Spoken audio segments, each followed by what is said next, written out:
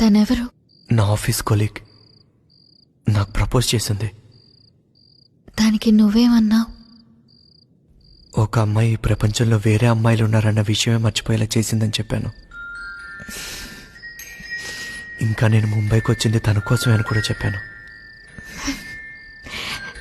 కాలేజ్లో నీ డ్రాయింగ్స్ దొంగిలించింది నేనే.